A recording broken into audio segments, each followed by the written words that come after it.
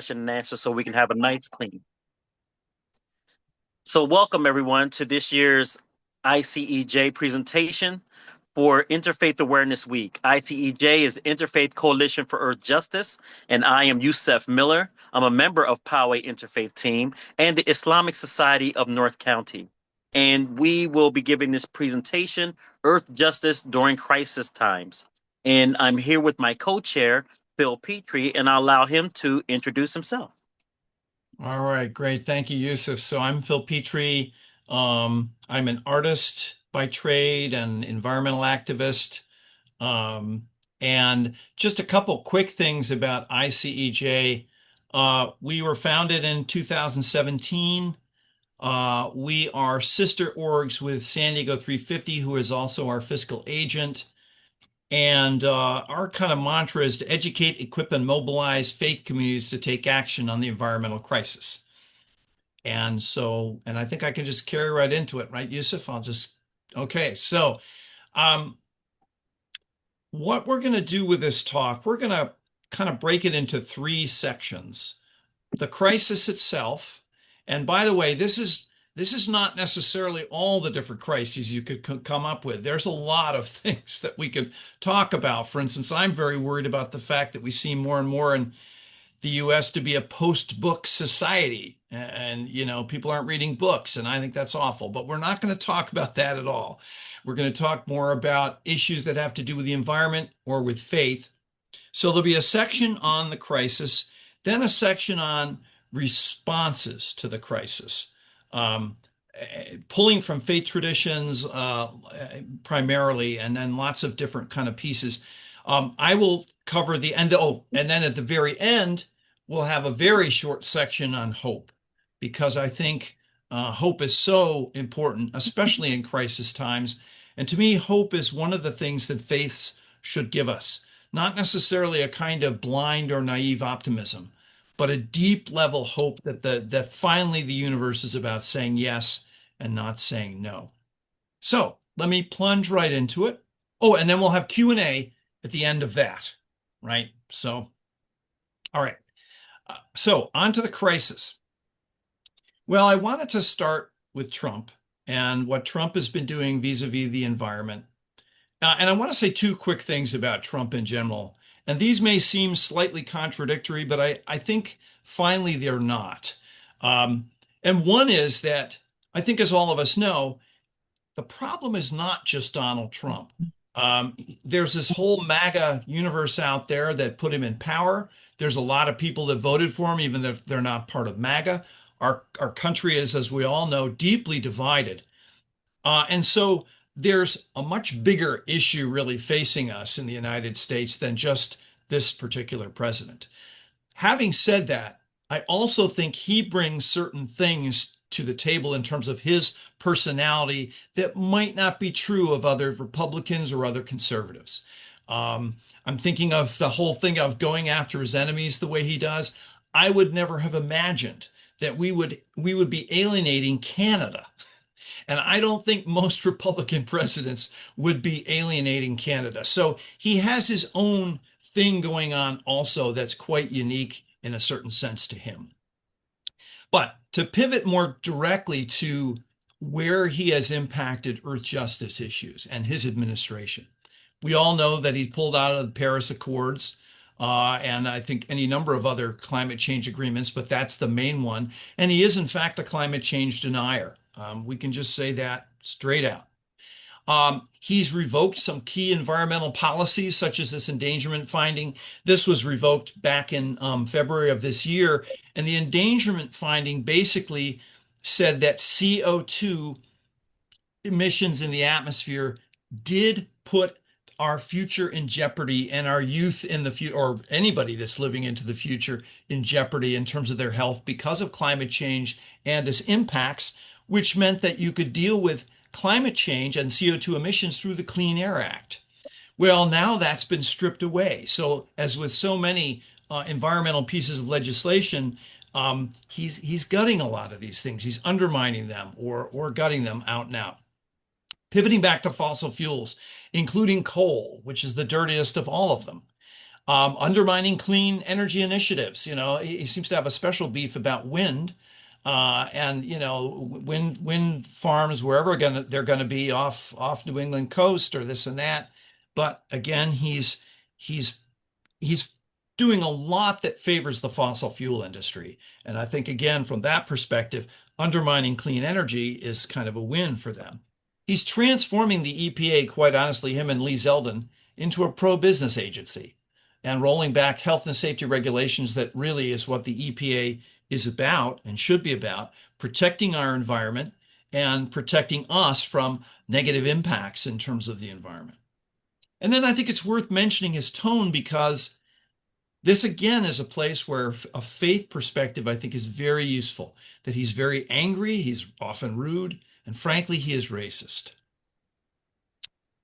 Okay, another thing that I wanted to talk about briefly, another part of this crisis broadly construed that has a real faith impact is Christian nationalism. And let me say up front, I am not an expert on Christian nationalism. I've not even read a whole book on Christian nationalism, but I know something about it. And my wife is very interested in Christian nationalism. And I did a little prep for this.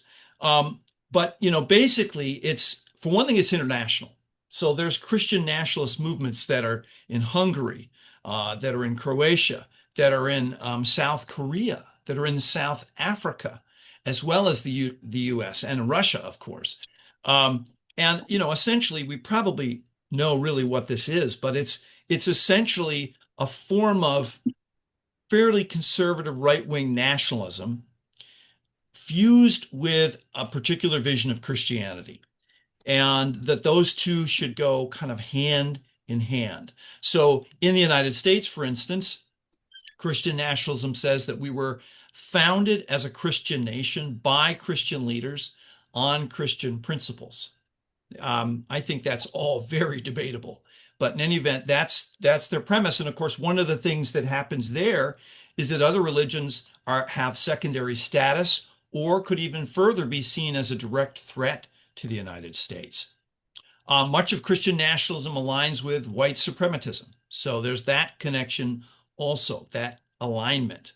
And there is, again, you don't want to tar with too broad a brush, but I would say in general, Christian nationalism is willing to embrace force to realize their vision of where the United States should go. In fact, this is not necessarily about force, but my wife has been looking at some of these sites where they talk about toxic empathy, right? As if empathy is if you have too much empathy, it crosses over some line and becomes toxic. I can say as a Christian, I'm deeply offended by that whole idea. And I certainly hope Jesus of Nazareth would be too. Anyway, dominionism then, in terms of the environment, they embrace the idea that that creation is ours to do essentially what we want with, that God has given us this world and all of its resources to do whatever we please to do with it. Another crisis that I feel is driving the climate change and environmental crisis in particular is consumerism in the developed world, especially. And, I use this illustration. I think I used it in another presentation quite fairly recently. I was born in 58. This kind of illustration was all over the place, right? Late 50s, early 60s. All these kids' books were like this. My whole life, I've lived in this period of what I would call kind of hyper consumerism, where we don't just have stores where you can buy some hardware. We have enormous big box stores where you can buy a shed. You can buy any kind of hardware you want to find. I mean, it's just enormous, right? The scale that I've seen just in my lifetime of how consumerism has ramped up. And so what consumerism is based on the idea that of acquiring possessions and also commodification of your own experiences. So like travel experiences or any kind of experience can, in a certain sense, be commodified. It needs to be documented as part of your kind of makeup. It shows that you've made it in the world. And of course, consumerism is driving the depletion of the world's resources. all of the stuff that is in those big box stores has to come from somewhere, has to be manufactured somewhere from raw materials. And those raw materials increasingly come from the global south, many other, all around the world, supply chains that reach deep into, all around the globe. And we're burning through all kinds of resources. You probably noticed that woods, different kinds of woods are harder to get, and you're now getting some of the more tropical woods instead of some of those hardwoods we used to be able to get. Pine, I think, is still pretty available, but anyway, so that's another piece. Another thing is kind of a moral piece that increasingly human worth is judged in terms of what we own. That's how you show again that you've made it. So you don't just have one car, you have two cars, or you have three, four, five cars. You have a second home. All the extra things that sort of show that we have made it, we've arrived in terms of our society, have these kind of consumerist markers. And then I think the last piece is really important. And I think there's more and more, I don't read a lot of psychological literature, but I think there's more and more consensus that we're not really happier because of consumerism. So that would kind of beg the question then of why are we doing it then? If we're not actually happier, what is it doing for us? Apart from making certain people very wealthy by supplying these products. So anyway, with that, I'm going to turn it over to Yusuf. Thank you, Phil. That was a great presentation. I love when you go into your consumerism because that really touches me in the heart when the way you present consumerism, and sometimes it makes us think about it. We just buy and buy and buy, and it's almost as a reflex. We're advertised so much to. But what does all this do to the environment? This consumerism, this plans that the wealthy have for these products that we make, no matter how we get it through clean energy or dirty energy, as long as it makes money, it has an eco devastation. And then you can see in this map some of the eco devastation. If you can't see it clearly, the darker the color, the more impact you have on eco devastation. And you see that some of the lower equator type of countries are paying for this devastation more than anyone else who actually does it. So we are experiencing where there's a environmental change, there's a climate change, and an earth change, mostly impacting people who contribute the least to this eco devastation. And we want to make sure that we have a global picture. It's not just an American problem. It's not something that's simply that we don't get a concept that floats the world for people to understand about dirty energy, fossil fuels, plastics, and pesticides and things of this nature, that we can just fix it in America. But we have to start somewhere, and our neighbor is the first place to start after we start with ourselves. So when we're looking at this eco devastation, we see that it's a planetary issue.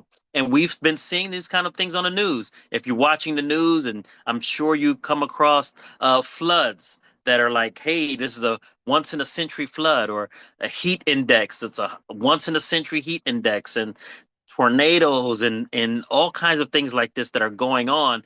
It is not by accident, like some of our climate deniers will say. We believe it's direct impact from human intervention. And if it's a direct impact from human intervention, the corner can be turned by human intervention as well. Next slide. So we can see some of these as we've listed here. We have the species that are threatened. Even though we come to find several species as we're going through time, the number that are being eliminated far supersedes that. And we want to be the righteous stewards that we're supposed to be. And this is not the way that we do that. We have our planet, as I said before, is impacted mostly by human activity. It's not volcanoes, it's not earthquakes, it's not tornadoes, it's not those things. It's actually our carelessness on our planet, and our brothers and sisters and family and friends and our siblings around the world pay that price. They pay that price for mostly a billionaire insensitivity towards this, and they can be changed. They're not evil by DNA. They're not evil by even their purse, because we have people who make a lot of money who also invest in eco repair, earth justice, and those things. So we want to make sure that we're clear. It just takes the righteous mindset to take whatever you have, whether it's the word to word, one to one with another human being, or if you can invest into a clean energy, clean earth, clean soil, clean air. It takes all of us from all economic values, but it seems like the farther you are from the devastation, the less you care. The more you can live in a mountaintop, or if you can live somewhere where you have acres and acres of fields around you and you don't have to see what's going on to everyone else, the less you seem to care. And our job as the Interfaith Coalition for Earth Justice is to express to everyone that this is your concern, because we are one people and we're one family, and this planet is planet A, and there's no planet B. There's no option. We can't go to another planet and say, okay, let's just start all over. And I wouldn't even want the ability to, because it makes us not appreciate what we have. And this world is beautiful. It's absolutely wonderful. We see, as you can read here, all the different impacts that the world is experiencing because of our neglect and our avarice when it comes to the way we make our money, with consequences that we're not heeding. And as Phil mentioned earlier, the current levels of CO2 in the atmosphere, it hovers at 420 parts per million.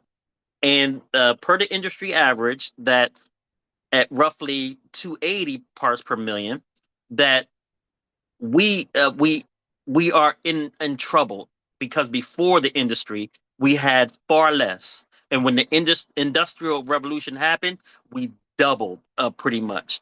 And that's why we're trying to make sure that we reduce the carbon emissions so that it can be a survivable level. Right now we're not at survivable level. If we continue and don't have these conversations, not only in Interfaith Awareness Week, but at your kitchen tables, at your work, at your community, then we are at a place where we cannot turn the corner, and that's what we want to avoid. Next slide, please.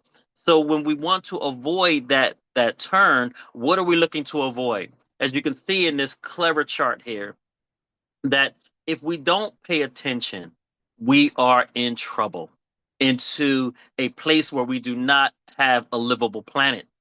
And and first of all, it would be non-livable to us. But in addition to that, not livable to our plants, our living brothers and sisters, which are plants and animals and bees and butterflies and deer and the lion, the giraffe. All of them are our neighbors. So our eco devastation doesn't just wipe out the human species, it wipes out so many species that depend on this planet for sustenance and for a place to live. And as you can see, the progression, we are making that harder to achieve for our future. And that's why I love this chart, because we don't know what we're going to do later if we go past that turning point. What are we going to do? We can sweat it, we can try to figure out something then, but why deal with that crisis then? We can be preventative now. Next slide, please. So the response. So what we want to do is, like I said, we want to make sure everyone understands this crisis. It takes all of us, our every person in every age group, economic scale, every community, every country around the world. And these problems, some of them are simple.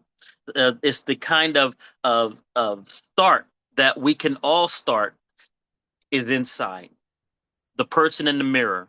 And this is why we are the Interfaith Coalition for Earth Justice, because we believe that internal ethic that we have is from our religious perspective. No matter what religion you are, no matter what religion, your tradition you're listening from, and how this goes out to the waves across the internet or anywhere, you're going to realize that no matter what tradition they are, they do not have eco destruction in their tradition. I can place a serious commitment to that idea that I believe that there is no religious tradition that says, and then we got to destroy all the trees, and then we got to pollute all the waters, and then we got to mess up that soil so we can't grow anything. There are no eco devastation faiths out there. So we know that all of us have an equal investment in saving the planet, saving one another, and being proper stewardship. So we've come together as the Interfaith Coalition of Earth Justice to remind ourselves of this. It's not a new concept for us. It's thousands of years old, thousands of years. Our indigenous brothers and sisters here, they're the ones that have been sticking to it longer than we've been sticking to it. But if you go back in the calendar long enough, you'll find the Christians doing it, the Muslims doing it, the Jews doing it, the Buddhists, the Hindus, Baha'is, the Sikhs. You could just go across the list. You'll find all of us planting trees, cleaning up the water, cleaning the soil, rotating crops so we don't damage the soil. You'll find that all over faith traditions, and there's not one on earth that doesn't, no matter how ancient it is. And if we ground ourselves in those traditions, we find our way to the future by going backwards. Sometimes people don't want to look in the rearview mirror, and there are certain things that you shouldn't. If you have any emotional traumas, you have things that have happened in your life that really have scarred you, the rear view mirror is not where you want to look. You want to look forward and do better in your life. But in this particular case is where the rear view mirror is very important, where we can look back in our religious traditions and realize that we have not been of the faithful as a group, as a community. We have not been of the faithful in our religious duty to be stewardship of God's creation. And even if you're not a person of faith, we say that you, as a person of non-faith or unchurched or even atheist or agnostic, you believe in the beauty and the well-being of the earth because we are not on a suicidal path. This suicidal path of destroying the very thing we need to survive comes from our faith tradition. And if you have no faith tradition, it is innate anyway.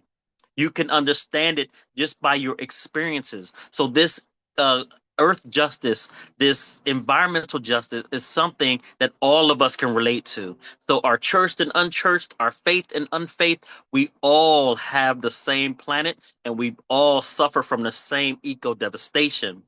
Next slide. And in our work to advance Earth justice, we don't only come to a once a year presentation here, although we've done it last year and we're going to do it next year, God willing. But we also throughout the year have projects and seminars and talks that involve people of many different aspects. And we invite all of you listening here to please reach out to us and contact us if you want a presentation at your faith center or you have an earth friendly presentation from your tradition that you want to give and you want to invite us to. So we are very open to that because we are interfaith and we are a coalition for earth justice. And here's some of the examples. Here in 2024, we had the Kumeyaay come and give us their presentation, our indigenous brothers and sisters. And as we know, here in San Diego, I'll make this statement now, which we normally make in the beginning, that we're standing on Kumeyaay lands, and this is the lands of the Kumeyaay and Payakumweechum. These are the indigenous first peoples of this area, and they treat this land with far more dignity and far more respect than those post-industrial communities have done. And they're there to remind us. And we can see our great, great friend and ally, Bobby Wallace, who's also part of Interfaith Coalition for Earth Justice. He's of the Kumeyaay, and he is the Barona Band of Mission Indians, and also Sarah Redfern also gave a very, very good and passionate plea and understanding of what the tribal experience is with earth justice, what are some of the things they're facing and being targeted against by this eco devastation. And we need to keep our hands in the soil, so to speak, and we're going to come to that in a minute, but we need to keep our hands in the soil. We need to keep our finger on the pulse, because when we lose that, then we see eco devastation will take control. And then in 2025, Caring for the Earth at the Islamic Center. And we were talking about exactly what we're talking about now. And we were talking about, from the Islamic perspective, the duty for humans and the necessity for us to make sure that we support earth justice and that no one is excluded from that. Even if you have your wildest dreams to think that one group has a monopoly on earth justice in their tradition, this should explain to you. We see our indigenous brothers and sisters, we see our Islamic brothers and sisters, our Jewish brothers and sisters, Christian, Buddhist, Sikh, all have this human capacity and part of our tradition to take up for the earth and speak up and steward the earth. We are of the only group of species on the planet that can spread our concern to other species, that we would have some on the endangered species and list and try to save them. I don't think there's any other species on the planet that does that. And that comes from our spiritual duty to be a steward. That's where we get that from. And that comes from our faith traditions. Next slide, please, Phil. So, of these different activities, we see another interfaith service, which I and we are very proud of, that we've gotten off the ground. And you can see here, it is a interfaith coalition. It is a kite flying day for the earth, Thanksgiving for the earth. We do this the weekend before Thanksgiving. We get families and friends and kids and neighbors to come together, and we make these paper kites. These kites are earth friendly. They're wooden cross beams. The kite itself is made of paper. The tail is made of paper. We have yarn or that kind of string, eco-friendly string that we fly the kites with. Then we color them and decorate them with earth-friendly slogans.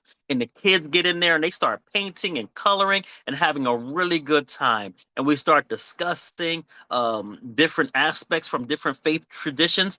And then we get those kites in the air. And it is so much fun trying to learn to fly the kite. If you haven't flown in a while, I'm here to tell you, go fly a kite. And I mean it in the positive way. I mean to go and catch the wind and get the wind beneath your wings so you can get these kites up the air, because it takes a little doing.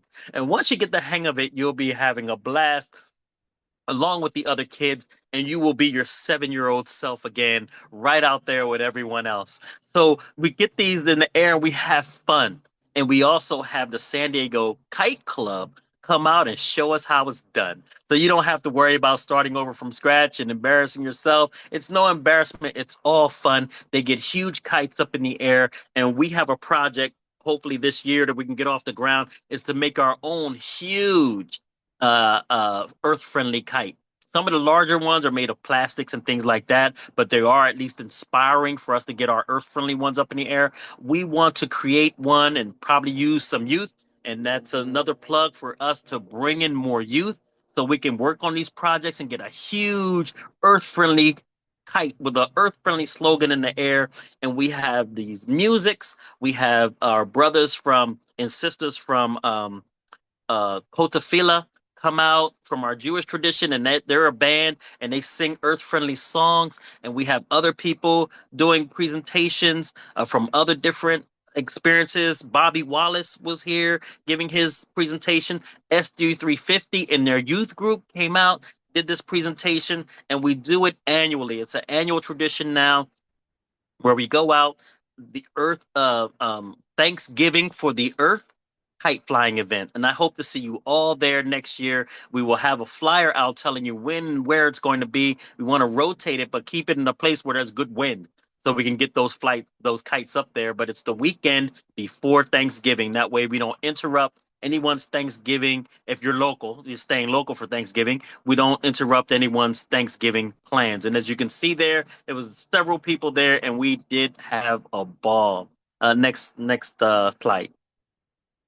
So we have these kinds of activities, whether we're speaking or whether we have events, and we're always looking for new ideas for speakers and new ideas for events, because we have to communicate this issue to everyone. And we get more people in advocacy. We love doing this work, but we can't do it on our own. We need people to be invested in it. We need people to believe in it, and people to go out and have advocacy in the name of earth justice. So to believe that climate change is real, and to believe that we can do something about it, and have the hope that it can change if we're all involved, is what we're all about as people of faith traditions.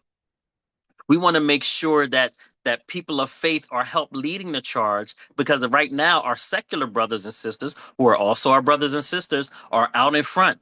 And we are bringing up the rear. We're doing pretty well, but we're bringing up the rear. And we want to get neck and neck with our secular brothers and sisters because they understand as well.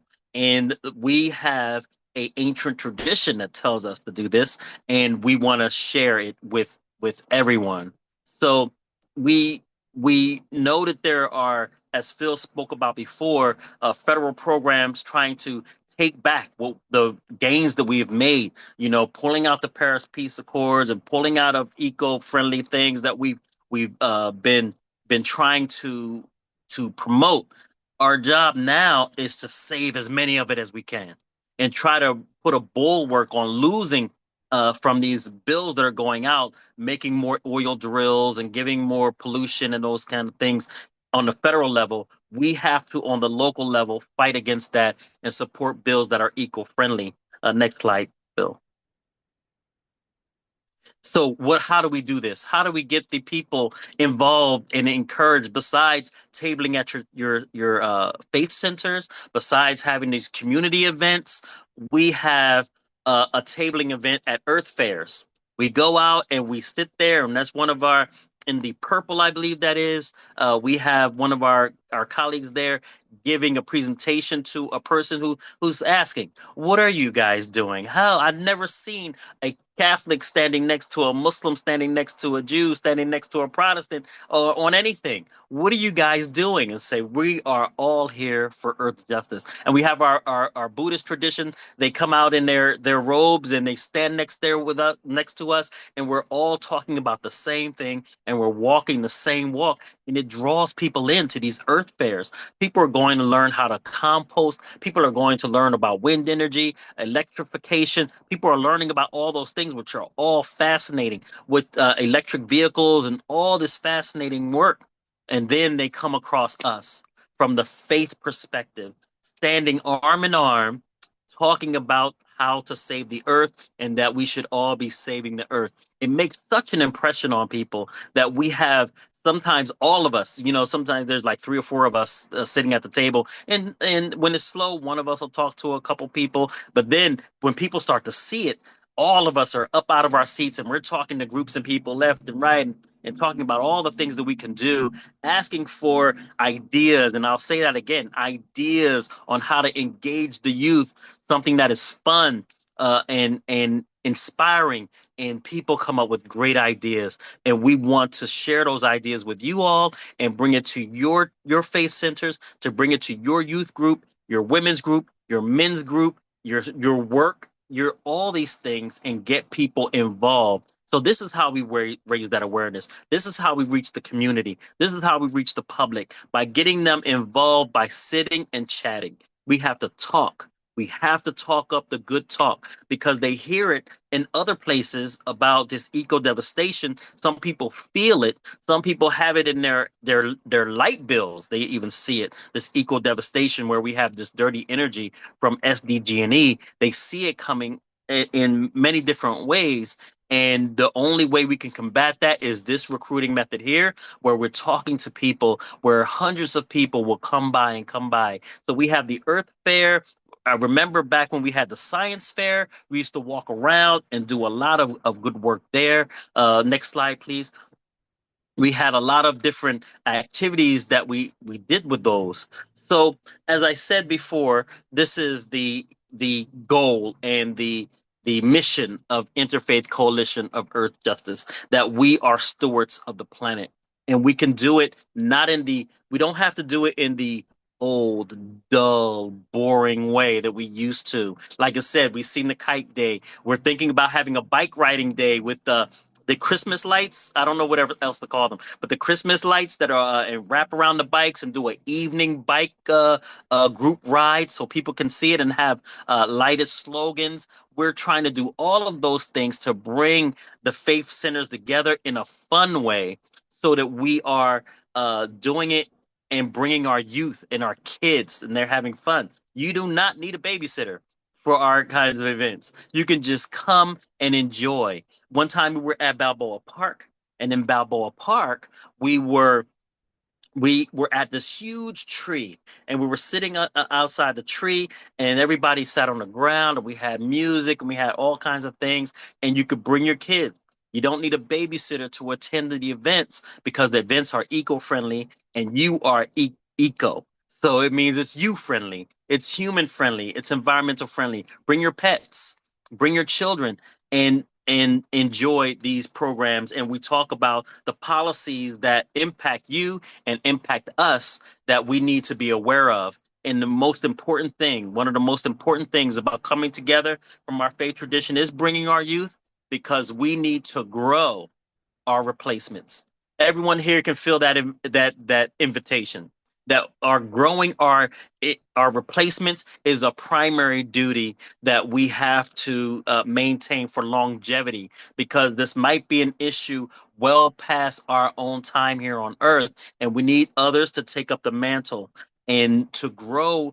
The best way to grow our replacements is to bring them along so that they can have fun and see and learn. And they might not understand it at first, but they understand fun. They're going to come and they'll have fun. And then from fun to education, when the education and from education to action and involvement. So this is our method of getting our community involved in the natural world and getting us involved in this stewardship. Next slide, please.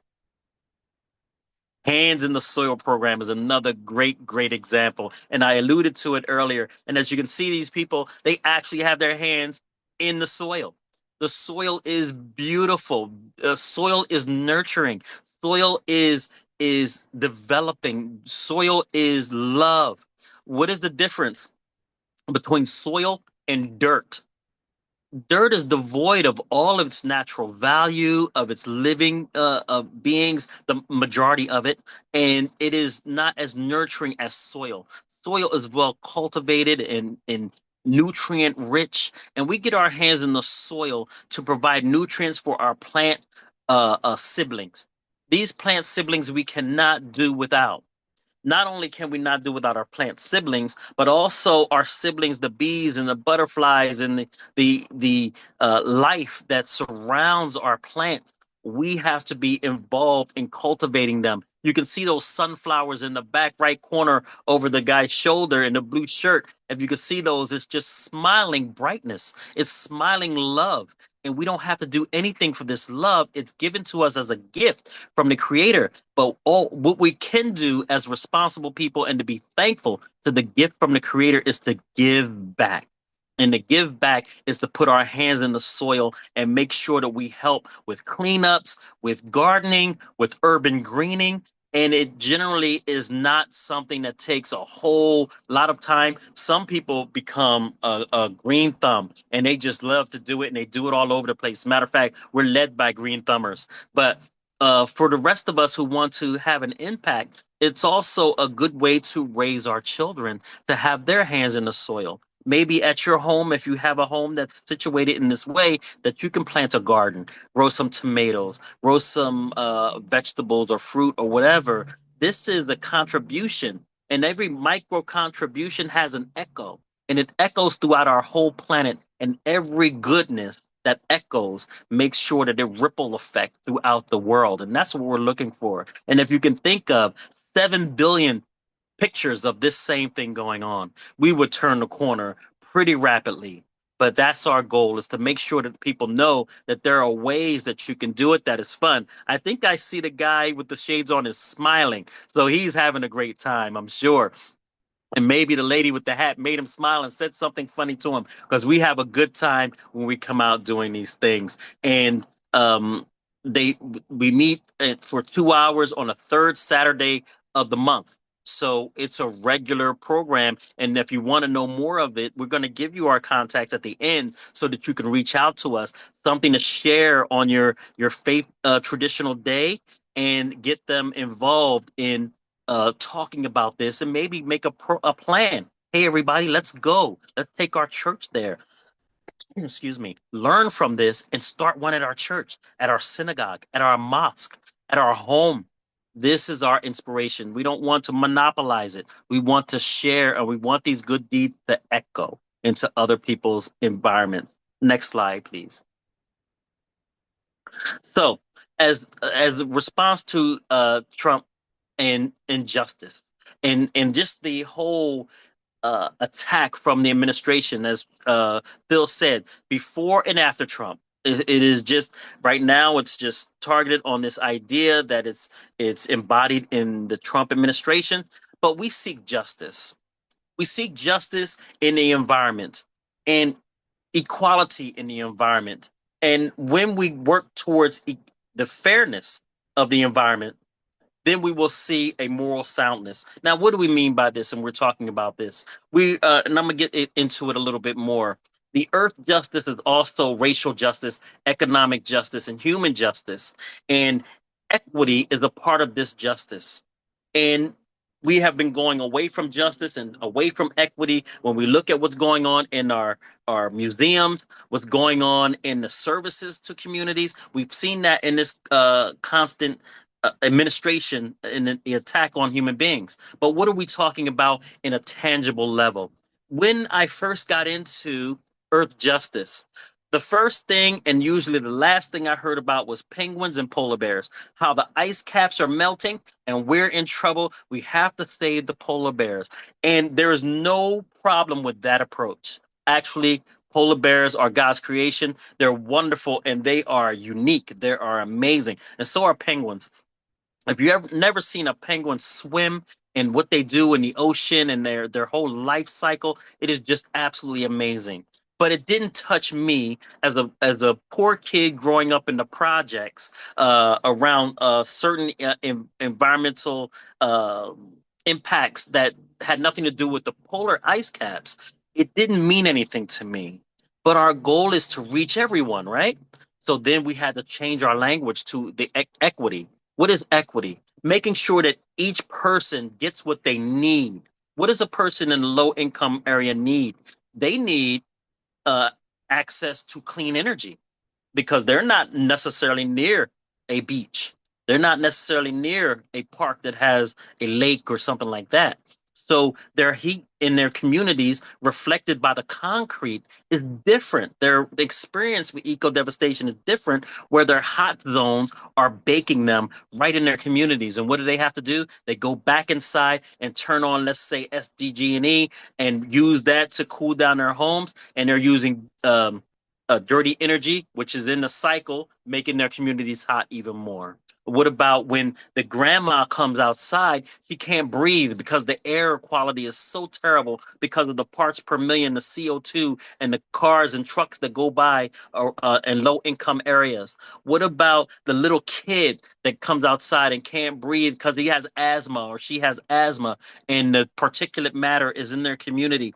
This environmental damage is different than polar bears and penguins, but it's something that we can relate to in the black and brown community. We can also relate to it in the indigenous community when they're drilling for minerals and they're drilling for oil, then it spoils the water table. And as you've heard that phrase before, you can't drink the oil, you can't drink it. It's not something you can drink. You can't live off of it, but you have to live off water. So why contaminate the water in the oceans? So when we look at the different communities and they're experiencing the eco devastation, where we have power plants and we have industries that put out pollutions near communities of concern and they dump their waste into the local water tributaries, we see that we have to be more equitable when we're talking about earth justice. It's also the rainforest, it's also the polar caps, it's all of these things and the butterflies and the bees, but it's also the communities that are impacted in the micro environment. Macro environment, the whole planet, countries. Micro environments are created by human beings with people of concern in them that their health and their well-being is not being considered. So we as people of faith should also tap into this idea that not only are we helping the planet in general as a macro environment, we're also making impacts on the micro environments of communities that have a high heat index, no urban greening, no waters to absorb the heat from like lakes and streams. They absorb environmental heat. And the greening, as we all know, gives us the oxygen that we need to breathe and absorbs up CO2. So this is a way for all of us to witness in this justice, is if we're actively involved in our hands in the soil in many different ways. Next slide, please. That brings us to this BIPOC outreach. BIPOC, if you don't know, stands for Black, Indigenous, People of Color Outreach Program. Because of the things that I just mentioned and went over, hopefully that gave you more of a tactile feel of what we mean by equity in the environmental justice, equity in earth justice. We have an outreach to those communities to make sure that we hear from them what's going on in their communities, explain to them what some of the things that they're experiencing are coming from dirty energy. It's coming from air pollution or poor soil and these things of this nature. And if they don't know already, we educate them. And if there are experiences that we don't know, we are educated by them. So we have people of color intentional outreach. And when I'll say that again, intentional outreach is to go to those communities where there are and speak to them directly instead of, let's say, unintentional. We put up a poster and hope they see it, or we put up a advertisement and hope they get it. No, it's actual takes intentionality, and we go in those communities, those urban communities, and we sit and we talk. We hold these little micro fairs. We hold these little micro symposiums so that they can hear these town halls, so that they can hear what's going on and invite them to have a hand in turning the corner when it comes to that, when it comes to demands from SDG&E. As SDG&E, when we were talking about dirty energy and that people of color spend more of their income on dirty energy than anyone else because they make less income, a higher percentage of that income goes to dirty energy. So they said, okay, we have the heat that comes from this eco devastation, which they don't necessarily agree with. We have the heat in the summer and it's been going up and up and up. They say, here's what we're going to do for people of color and people in concern who can't afford electrification, solar panels. You can't afford those kind of things. You're living in an apartment. Here's what we're going to do for you. We're going to give you all fans free of charge, box fans, free of charge. Here they are. We're helping you. You're helping us. These box fans use your energy to work. And your energy is what's causing all of this. So when we really see what's going on, we understand that there is a issue where communities of concern are mostly in hotels. I'm sorry, hotels, but hotels are also an issue. But highly dense populations, apartment complexes, which don't benefit from electrification as far as solar panels go. These are people with homes that have solar panels, businesses, institutions, they have solar panels. But if you live in an apartment complex, you do not. So they've made just recently portable solar panels that you can attach to your balcony that can bring in some energy. They're still working on those, but those the kind of innovations that we need because they're intentional for people of color and others on a lower economic strata that live in high dense populations of apartment complexes. Next slide, please. Here is one of our vigils, another one of our innovations, where every first Monday of the month, we stand here, and as you can see, people standing there, and in front you can see myself, and on the other side of me, the taller guy is Phil, my co-chair, and we are organizing our interfaith silent vigil for the earth. We stand across the street from the Department of Justice, and we're on the side where the federal courthouse is, in that gravelly area, and we stand in silent vigil for the earth. We do it from 12 to 1 p.m. every first Monday of the month, and we invite everyone to come out. And what do? We stand and we give an opening prayer, we give a land acknowledgement, and then we stand silently in each of the four directions for 10 minutes. We stand there, and if you're differently abled, you can bring a chair, a folding chair, or you could bring whatever makes you comfortable. The whole point is that we're in solidarity and we're silent. And what are we doing in this silence? We're praying in our own tradition to the one to improve our situation, to inspire human beings to do the right thing, to pray for the plants in the water, in the soil, to pray for the bees and the butterflies and the giraffes and the penguins and the polar bears and all of them, to make sure that we are inspired to do the right thing. And we pray for 10 minutes in one direction, and then we hear a bell ring, and then we all shift to the next direction, and we pray 10 minutes, and we do it in all four cardinal directions. We pray for 10 minutes silently in each of those directions. While we're doing that, we have a person standing out on that red brick part, and they're handing out little half sheets or quarter sheets about what are we doing.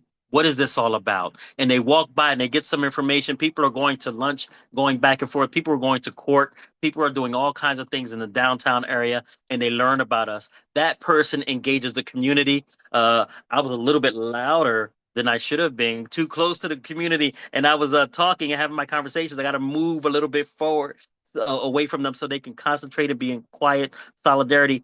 But the point is that person engages the community, and let them know what we're doing, invite them to what we're about, and the QR code to come to some of our events.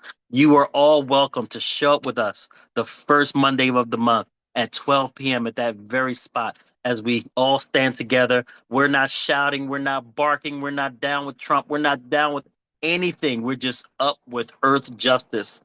We up with equity, up with equality, up with soil, up with water, up with air. This is what we're all about, and we do it without saying a single word. So this is something that we can all engage in, no matter what your ability is. We have a spot for you, waiting for you to occupy as we do this monthly. Next slide, please. The second justice aspect that we want to get to in this current administration, as we said earlier, is that the impacts are legislative that we're dealing with, but what is the response to it is love. It is action. It is duty. It is cooperation. This is the most powerful response to anything. It is the unity and organization that we have between one another, and making sure that we have an understanding of what is going on in the whole planet. And this justice-based love and compassion is what we know has no limits. This is what we talk about when Martin Luther King talked about the Poor People's Campaign, when he talked about the three evils, and he talked about the evils in that way. We're talking about today the evils in the earth pollution that is going to impact everybody. So when we talk about the response, one is the action or inaction of protecting our earth from any administration. It doesn't matter, Republican, Democrat, that does not matter. We're talking about the administrations that do this kind of neglect, and the continued loving compassion that we come with from our faith traditions to say no, to say stop, to say think better of this. You are better than this. We are better than this. Do not destroy our planets. And we have to continue to do this. We have to speak. And this is the most powerful, and this is more powerful than the administration, is the people power, love power, compassion power. And it's for a very high noble idea: earth justice and earth equity. Next slide, please. Here's another one of our events: Ashes to Action Bank Protest. This is when we come out, we try to dress in dark colors, black if you can, but if not, some dark colors, because it is another silent vigil. What we do is we march, and we have these signs talk about the devastations around the earth, any mudslides, the climate dead is what we call them, the people who have lost their lives to climate injustice. And that black box that you see is a cardboard coffin made by our wonderful co-chair Phil Petrie and his art teams, and they do wonderful jobs putting together. And this one coffin symbolizes the thousands upon thousands of people who have lost their life in eco devastations. And we have some of the details on those flyers and on those posters. And we walk from bank to bank, and Why banks? Because banks are heavily invested in fossil fuels. We're asking them to divest from fossil fuels because it is causing the climate dead. So once we get to a bank, we will sit there. We won't block the entrance or anything like that. And we will sit there, and then a person will pray from their tradition for the climate dead. After that prayer, we load up again and we walk to the next bank in a procession, silent procession. We go, no yelling, no finger pointing or anything like that, and we just go to the next bank and ask the same thing. Luckily, these banks are not far distance from each other. So those of us who are differently abled, you can still make it because you know how there's banks on almost every corner, at least a credit union or a bank or something like that. We go to the different banks and ask them to divest from fossil fuels, and we ask for a meeting with their actual board members so we can make our requests. Excuse me. And those who will deny us, we just ask simply, if my money is in a bank that denies uh, um, pulling their money out of fossil fuels, maybe my money is best served somewhere else. If I can do it, we understand mortgages, we understand those kind of things. We're not trying to put people in harm's way, but we're saying if there's any changes you can make those changes to force them because they only understand the mighty dollar. But we've had Mission Federal. Mission Federal does not invest in any, and I'm not getting any kickbacks from Mission Federal or anybody. I am not. I'm not getting kickbacks. But my point is that it is possible. There are banks and credit unions that do not invest in fossil fuels, and we want to say that that's what our goal is. That's what our ethos is, and we express that by having this silent vigil. And as you can see, there are so many things that we can do that are impactful but not intrusive. So we have a lot of ideas that we have, and we welcome any more of your ideas to do that. Next slide, please. Twilight Vigil. This is one of those another one of those events that we want to invite everyone to. And as you can read there, this vigil to repeal the one big bloated bill. This one big bloated bill is one of those things that have in our future a devastating effect baked into it.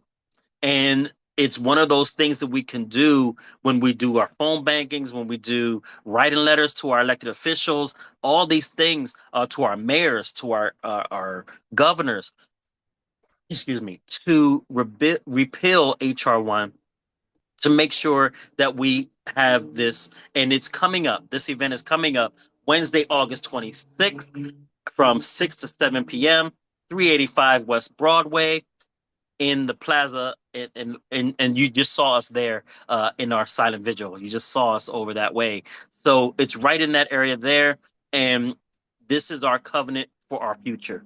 We have to defeat this bill because it is one that can have effects that'll take us years to repeal if we let it continue to go and get its roots in. So this collective action, as it says here, collective action changes everything. This is the solidarity. This is the unity. This is the compassion that we're all looking for. And I want to thank you all for your attention and hopefully get some inspiration out of you. If not from just the fun activities that we do, if not from the faith tradition commonality we have, but or the actual dire straits that we're in at the moment, any inspiration you have is one that's welcome for us as long as it propels you to do something active. And whether you're active with us in every event or once in a while, we welcome your face every time. We love you, and our doors are always open because this is a long, long journey and it's not a sprint. And from there, I'll turn it over to my co-chair, Phil Petrie. Great. Thank you, Yusuf. And we just have a few more slides and then we'll open it up for some Q&A. So I just wanted to talk very briefly about a response to Christian nationalism. And I think one of the key things is interfaith, honestly. Interfaith is basically sort of saying that we all value each other and our different faith traditions. And one way to think about this, and my wife and I went back and forth. I had before the divine, and she said, no, no, no, Buddhists wouldn't go with the divine. So ultimate reality, try to be really interfaith. But anyway, that the ultimate reality of the universe is way too big for any one religion to have the final word. And of course, the universe is enormous, right? So we're not the only intelligent species across the universe. Um, anyway, what that means is that we can learn from each other, that even when religions may have a kind of contradictory approach to the ultimate reality, or what seems to us a contradictory approach, in fact, there will be truth in both of those perspectives. And the more we can kind of dialogue with each other, take in different perspectives, to me, the closer we get maybe to a fuller understanding of what the ultimate reality is in this universe. So diversity is good. It's a good thing that we have all these different perspectives and we can learn from each other. I also think the separation of church and state is just really a very important thing. It's good for religion, to me, to be separated from the state. When the state mandates the religion, then people are forced into that. Other religions are cast aside, are discriminated against. So that is also a key part. And the fact that, if you think of the United States as just a white nation or a Christian white nation, you're ignoring all of the other history of the different people of color that were here long before whites came, that were part of the nation and the building of the nation when we were here. It's this varied, rich story, in fact. And so it's just really important to own that. So I think, interfaith especially, we need to push back against Christian nationalism. We need to sort of say, no, this is not what we believe. This is not what we feel is good. And then I wanted to just briefly talk about peace versus anger. This is a slide from the lunch counter sit-ins in the mid 60s. I can feel myself. I see the next thing that Trump did today or whatever, and you just start, the steam starts to come out of my ears, and you get worked up. And that kind of anger can be consuming, right? That kind of anger can take you in, as we've seen with the assassination attempts and whatnot, to some very dark places. So instead, faith is one of the key ways I think we learn to control our emotions. We learn restraint. We learn that it's not just about yielding to your strong emotions. There are bigger forces at play. So I just think that's another piece that faith can really help us here. I'm not saying all faiths have always been pacifist. I think we know that's not true. I'm personally not a pacifist, but nonetheless, I think peace and restraint is almost always better than anger and force. And there's also the question of righteous anger, but we don't have time to talk about that right now. So responses to consumerism, the bottom line here is really that consumerism is trying to fill a God-sized hole with all of our stuff. That's really, to me, what it comes down to. And traditionally, religions have been suspicious of materialism and the desire for too much wealth or too many goods, because they know that it tends to pull people away from a life of service to the divine, to the ultimate reality, to God, as I would call it. So instead, religions often emphasize service to God, to one another, to whatever, however they define the ultimate reality, even to the point of self-denial, even to the point of all those ascetic traditions, which are trying to keep our passions in check so that we do not just become, selfish and pointed in these directions just to realize our own whatever it is, our own conception of what will make us feel better, and so forth and so on. So to me, consumerism is fundamentally a spiritual issue, and our great religions are enormous resources in combating that. And so just to close with hope. So, these are four different things that relate to hope.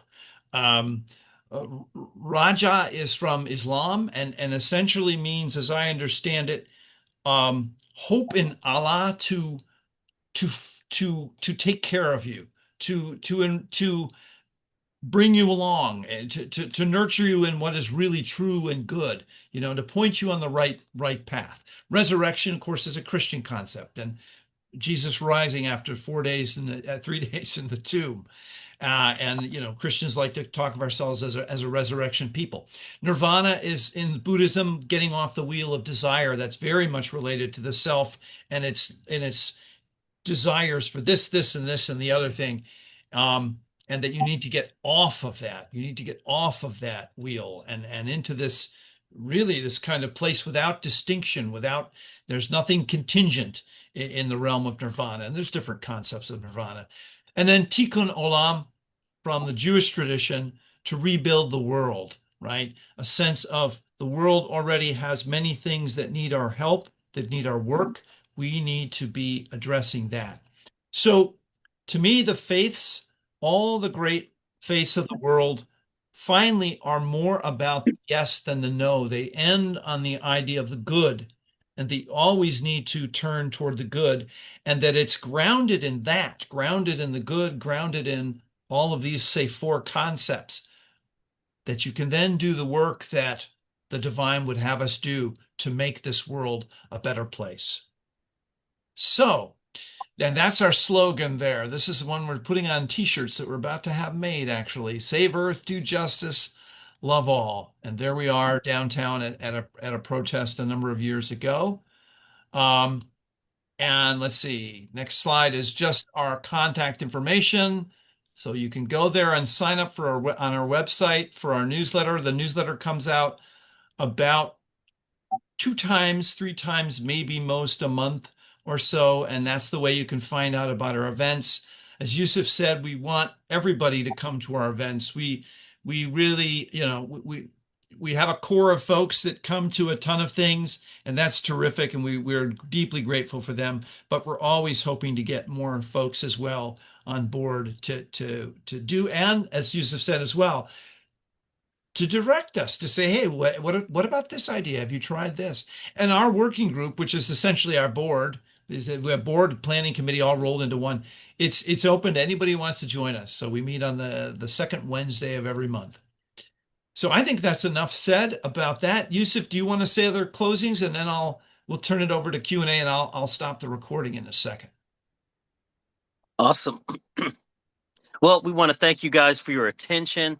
And it's always a great time to come here for Interfaith Awareness Week to see what our brothers and sisters are doing in interfaith capacities all over the world, actually. And this is one of those things that Interfaith Coalition for Earth Justice is one of those things that should spread all over the world. And we've even been reached out to from a group from Malawi that wanted to, they saw what we did, and they want to even work and do work with us. So this is a QR code that you can use. You can also reach out to our contacts in our email if you want to have us come speak at your church, speak at your youth group, or your any program that you're having along these lines, or you want to start and create one. You want to get involved in our kite day, our silent vigil, our march, our bike ride, any of those things, please let us know. We look forward to hearing from you. And I want to thank my wonderful co-host and co-chair, Phil Petrie, for the great presentation as well. So thank you. And we're going to stop the recording for the question and answer period. And we'll